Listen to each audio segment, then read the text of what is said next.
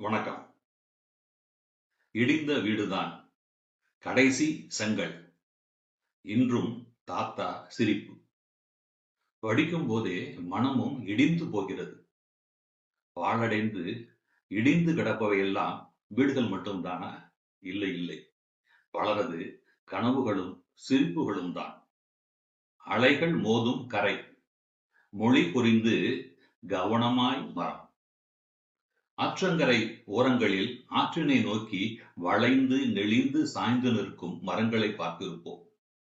கவிஞரும் பார்த்திருக்கிறார். ஆனால் அவர் பார்வையே வேறு. அமைதியின் பொருள் அறிவாயோ நீ? காற்றில் குருதி வாசம். உலகின் பல நாடுகளை போர் மேகங்கள் சூழ்ந்து ஏவுகணைகள் ஓயாது பறந்து மனித மனங்களை பதற வைத்துக் கொண்டிருக்கும் இன்றைய சூழலில் கவிஞரின் பார்வையும் வரிகளும் முக்கியத்துவம் பெறுகின்றன. அழைப்பில்லை, ஆனாலும் திறந்து கிடக்கும் கதவு. தயங்கும் திருடன். படிக்கும் போதே உள்ளத்தில் ஓர் வியப்பு ஏற்படுகிறது அல்லவா? கவிஞரின் பார்வையே தனி ரகம்தான். காத்திரு காக்கை, கனவு பேச்சு முடியட்டும். குழந்தை உறக்கம். குழந்தையின் தூக்கம் கெட்டுவிடும் என்பதற்காக காக்கையை கூட கரையாமல் காத்திருக்க சொல்லும் கவிஞரை பாராட்டத்தான் வேண்டும்.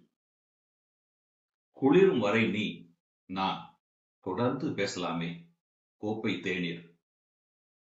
சொற்களற்று போக நீயும் நானும் வியந்து பார்க்கும் புல்.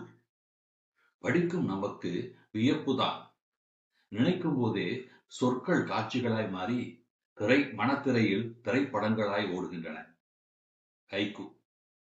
கீழ்த்திசை நாடுகளில் இருந்து விமானம் ஏறி பறந்து வந்த ஒரு கவிதை வடிவம்.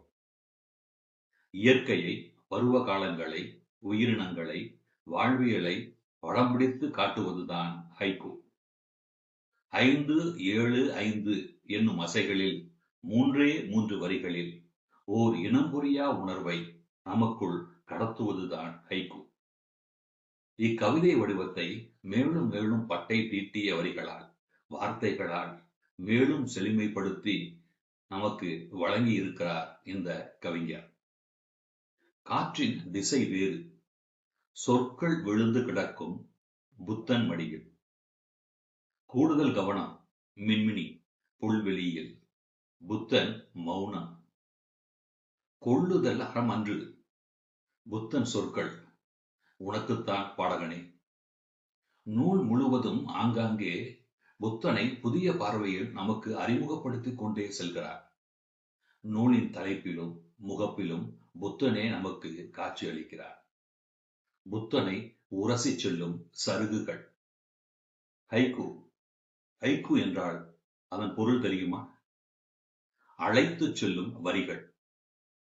ஹைக்கூ என்றால் அழைத்து செல்லும் வரிகள். இக்கவிஞரும் நம்மை கைப்பிடித்து அழைத்து சென்று மனித வாழ்வை, வாழ்வின் தரிசனத்தை தன் தேர்ந்த சொற்களால் நம்மையும் அறியாமல் நமக்குள் திணித்துக் கொண்டே இருக்கிறார். இவர் எழுத்து எழுத்து என தொடர்ந்து எழுத்துடன் இயங்கிக் கொண்டே இருப்பவர். தனக்கு சரி என்று பட்டதை சற்றும் தயங்காமல் பொதுவெளியில் போட்டு உடைக்கும் உணர்வு குவியல் இவர். இலக்கிய தரம் என்பது நூல்களின் எண்ணிக்கையாலும் ஓட்டடிப்பின் வழியாகவும் முடிவு செய்யக்கூடியது அல்ல என்னும் கொள்கை உடையவர். கவிதை, சிறுகதை தொகுப்பு, கட்டுரை, ஹைக்கூ என 15 நூல்களின் ஆசிரியர். இவர்தான் தஞ்சை மண்ணின் மைந்தர் கவிஞர் நா. விச்சுநாதன். இவரது நூல் புத்தனை உரசி செல்லும் சருகுகள். படித்து பாருங்களேன்.